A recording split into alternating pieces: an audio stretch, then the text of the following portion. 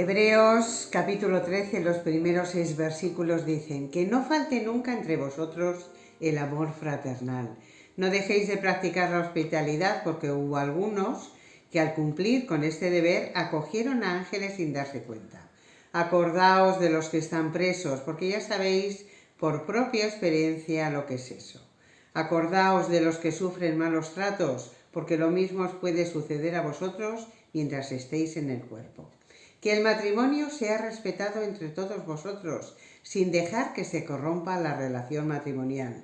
Dios juzga a los que son adúlteros e inmorales en su conducta. Manteneos firmes al amor, al dinero. Contentaos con lo que tenéis, porque Dios ha dicho: no te voy a fallar ni olvidar nunca. Así que podemos decir con confianza: el Señor es el que me ayuda, no tendré miedo. ¿Qué me puede hacer los hombres? Qué pasaje más precioso, ¿verdad? Que sí, estamos llegando al último capítulo de Hebreos y el autor de Hebreos, finalizando ya todos los argumentos que ha tenido, nos da una sección de 5 cualidades importantes que se tienen que ver reflejadas en la vida cristiana. Comienza hablando del amor fraternal, de esa palabra que usa preciosa, Filadelfia. Había muchas palabras que se usaban para describir el amor, pero Filadelfia habla de una amistad, de una comunión interna, de una relación fraternal profunda. Es interesante que el autor asume la relación fraternal, él asume, lo único que dice y él enfatiza es que permanezca, o sea, algo que existe y que tengo que cuidar. Es como la unidad. Dios nos ha dado la unidad, pero tengo que aprender a guardarla. Pues en el amor pasa exactamente lo mismo. La relación entre los hermanos es un don precioso que Dios pone a nuestra disposición, pero que yo tengo que aprender a permanecer en ella. La hospitalidad. Qué interesante este concepto. El mundo antiguo respetaba, amaba la hospitalidad. De hecho, fijaros, a Zeus, uno de los principales dioses griegos, se le llamaba Zeus Senios, que quería decir Dios de los forasteros, el Dios que acogía a los forasteros. Tenéis que tener en cuenta que en ese tiempo las posadas eran lugares muy caros, sucios normalmente y con una calidad moral terrible. Entonces nadie quería ir a las posadas a no ser que quisieras alguna otra cosa que necesitases, ¿vale? El mundo antiguo era un mundo que caminaba, que era itinerante y que necesitaba trabajar la hospitalidad entre ellos. Era curioso que había entre los griegos lo que se llamaba amistades de hospedaje. Quiere decir que yo tenía relación con una familia y aunque el tiempo o la distancia nos hubiera marcado una separación, era una relación de hospedaje cada vez que yo lo necesitaba. Si iba a su ciudad, automáticamente podía hacer uso de su vivienda y ofrecían esa hospitalidad mutua. Cuando estamos hablando de la iglesia, esa iglesia que está empezando a desarrollarse, donde los misioneros, los pastores están viajando y formando nuevas iglesias, Pablo y otros, pues necesitaban una y otra vez esta relación de generosidad de parte del pueblo. Porque el cristianismo tenía que ser, y de hecho tiene que ser todavía, una religión de puertas abiertas para todo aquel que llega. Esa hospitalidad era recibida con alegría, con gratitud y era una bendición para todos aquellos que la estaban usando. Interesante que la Didache, Manual de Ministerio de la Iglesia Antigua, estamos hablando del año 900, 100 después de Cristo, marcaba unas normas muy estrictas en cuanto a la hospitalidad. Me vais a permitir que os lo lea y veréis qué interesante lo que dice. Recibid en nombre del Señor a los apóstoles que os visitaren, en tanto permanecieren un día o dos entre vosotros. Al que se quedare durante 3 días es un falso profeta. Al salir, el apóstol debéis proveerle de pan para que pueda ir a la ciudad donde se dirija. Si pide dinero, es un falso profeta. Al profeta que hablare por el Espíritu, no le juzgaréis ni examinaréis, porque todo pecado será perdonado menos este. Todos los que hablan por el Espíritu no son profetas, solo lo son los que siguen el ejemplo del Señor. Por su conducta podéis distinguir al verdadero y al falso profeta. Qué interesante, ¿verdad que sí? O sea, 2 días, 3 ya te estás pasando y ya te conviertes en un cara dura que viene a aprovecharse de mí. Si vienes a mi casa y lo que quieres es sacar mi dinero, eres otro cara dura que quieres aprovecharse de la generosidad de los cristianos. Eso sigue siendo una realidad. Y no me digáis que no. Gente que debido a la gratitud de las iglesias viene a aprovecharse de los hermanos. Cuidado, seamos astutos con todas estas cosas, porque desde el principio, desde que la iglesia es iglesia, esto es una realidad. Es interesante ese concepto de amor a los desconocidos que tenían los griegos. Claro, si yo invito los domingos a mis amigos, a mi familia a comer una paellita, eso no es hospitalidad, perdonad, eso son relaciones familiares. ¿De qué nos está hablando aquí el autor de Hebreos? Es hospitalidad con aquel que llega, con la visita que llega, con el que no conozco, con el que acojo cuando llega a la iglesia. Eso se llama hospitalidad. Lo demás son reuniones familiares, así que no nos equivoquemos a la hora de enfatizar lo que significa este don precioso. La pureza. Qué preciosa es la pureza cuando está hablando aquí. Los cristianos trajeron al mundo un nuevo ideal de comportamiento. La Biblia habla mucho acerca de las relaciones insanas en el hombre. Los fornicarios, dice, y a los adúlteros los juzgará Dios. Adulterio y fornicación no son lo mismo, ya lo sabéis.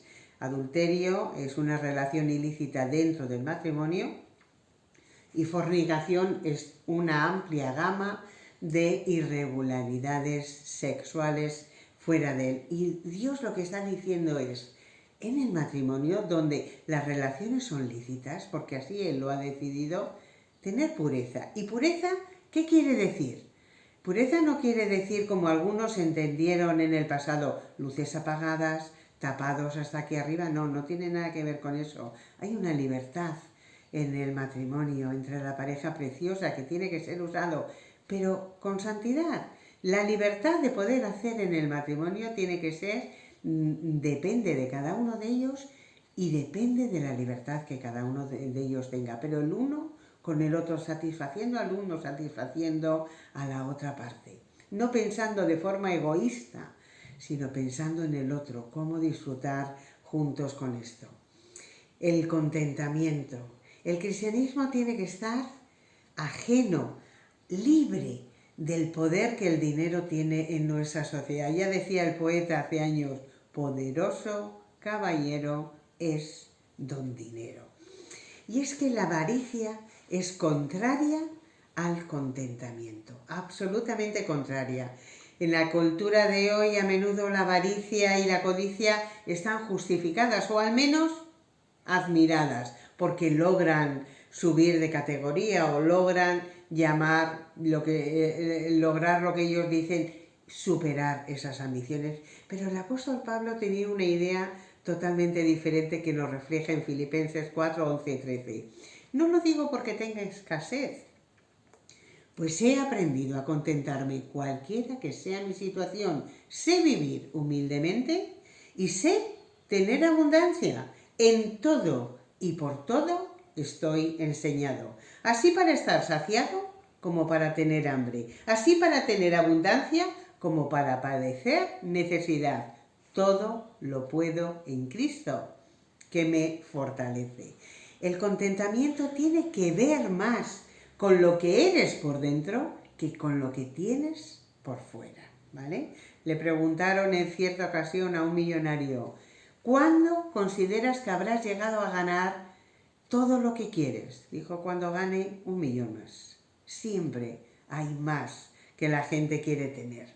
Interesante, sigue diciendo el capítulo 13 de Hebreos, los versículos 7 a 8. Acordaos de vuestros líderes, los que os comunicaron la palabra de Dios, considerad cómo se despidieron de esta vida y seguid el ejemplo de su fe. Jesucristo es el mismo ayer, hoy y por siempre. Después, en los versículos 17-24 que veremos la próxima semana, habla de los líderes que están en ese momento entre ellos. Pero aquí el autor hace una referencia a aquellos que les trajeron el Evangelio, aquellos que les anunciaron las buenas nuevas de Jesucristo, pero que ya han partido con el Señor, que ya no están en medio de la comunidad. Y el autor les está diciendo que la memoria de ellos, lo que ellos hicieron con vosotros, cómo os llevaron a Cristo, permanezca en vuestra memoria y podáis seguir su ejemplo, llevando así a otros a los pies de Cristo. Acabamos de pasar el capítulo 11, donde hemos visto unos y otros, hombres y mujeres de fe, que vivieron de acuerdo a su fe y que dieron testimonio de su fe. No olvidemos a aquellos hermanos que han plantado bases en nuestra vida, que han plantado bases en nuestra iglesia, y recordémosles con gratitud, y imitemos lo que ellos hicieron. A pesar de que ellos ya no están con nosotros, en contraste, el autor nos dice, pero Jesucristo sí está. Porque Él es el mismo, ayer, hoy y por los siglos, porque Él siempre está disponible, porque es inmutable, año tras año, por todos los siglos. Jesucristo es el mismo hoy y por siempre, porque su preeminencia es permanente, su liderazgo es para siempre, porque Él es inmutable. Sigue hablando un pasaje un poquito complicadito. Los versículos del 19 en adelante hasta el 16 dice, no os dejéis arrastrar por doctrinas extrañas y peregrinas, porque lo que importa es fortalecer el corazón en la gracia y no comer o dejar de comer diferentes clases de alimentos, que son cosas que nunca les sirvieron para nada a los que seguían esa línea de conducta. Nosotros tenemos un altar del que no tenemos derecho a comer los que sirven en el tabernáculo. Digo esto porque los cuerpos de los animales cuya sangre lleva el sumo sacerdote al lugar santísimo como ofrenda por el pecado, esos cuerpos se queman fuera del campamento. Por eso fue por lo que Jesús sufrió la muerte fuera de las puertas de Jerusalén, para hacer aptos a los hombres mediante su propia sangre para la presencia de Dios. Así que salgamos a Él fuera del campamento, compartiendo su oprobio, porque no tenemos aquí residencia permanente, sino vamos en busca de la ciudad por venir. Así que presentemos siempre a Dios por medio de ser Jesucristo sacrificio de alabanza, es decir, el fruto de unos labios que confiesan constantemente su fe en su nombre. Es difícil el sentido exacto de este pasaje, es un pasaje un poquito complicado, vamos a tratar de desmigarlo un poquito. Está claro que se estaban introduciendo en la iglesia doctrinas extrañas que no tenían que ver con el cristianismo, pero que usaban la iglesia como semillero para captar y para arrancar la fe de algunos de los creyentes. Y esto, desde que iglesia es iglesia, seguimos hasta el día de hoy con sectas, con ideas rarísimas que entran. Estamos viviendo situaciones donde hoy, a día de hoy, estamos siendo invadidos por ideas que no tienen nada que ver con la Escritura. Y el autor de Hebreos es interesante que no las menciona, no nos dice cuáles son. ¿Por qué? Porque sabían muy bien los receptores de esta epístola cuáles eran, estaban viviendo esta situación, sabían a qué se estaba refiriendo el autor con todas estas doctrinas, dice diversas y extrañas. Es interesante. Y es interesante que tenían que ver, estas doctrinas usaban las ceremonias mosaicas para salir con cosas que querían traer esclavitud a la mente. Interesante, ¿verdad? ¿Te resulta familiar todo esto? Varias posibilidades. Los comentaristas nos hablan. Por un lado, estamos hablando de comidas, prohibición o permisión de cierto tipo de alimentos que encontramos obviamente en la ley mesiánica. Te vas a Levítico capítulo 11 y allí tienes una serie de requisitos que Dios dio a su pueblo en un momento determinado con unas situaciones geográficas y sanitarias específicas. Algunos griegos también tenían ideas muy específicas en cuanto a la comida. Por ejemplo, Pitágoras, a quien conocemos por su famosa matemática, también era un filósofo que hablaba acerca de la comida. Ellos decían que la persona tenía que vivir en un cuerpo muy saludable para liberarse de todas las ataduras que tuviera, porque ellos creían en la reencarnación. Así que todos los pitagóricos eran vegetarianos, porque creían que era una alimentación mucho más sana. Luego estaban los gnósticos, que vemos mucho de esta filosofía en muchas epístolas en el Nuevo Testamento. Creían que la materia era mala, era totalmente mala, que había que concentrarse en el espíritu. Entonces, claro, todo lo que entraba en el cuerpo con la comida era mala, y la comida sigue siendo no solo una necesidad, sino también un placer, un motivo social, etcétera, etcétera. Así que, como el cuerpo es malo, no tengo que alimentar bien el cuerpo. Así que se abstenían de comer carne para poder evitar todas estas cosas. Todo lo que comían o dejaban de comer lo relacionaban con su relación espiritual, con su vida espiritual, y liberaban a través de esto toda su filosofía. Y claro, la persona que escribe, que no sabemos si era apóstol o no, dice: no os dejéis llevar por doctrinas diversas y extrañas.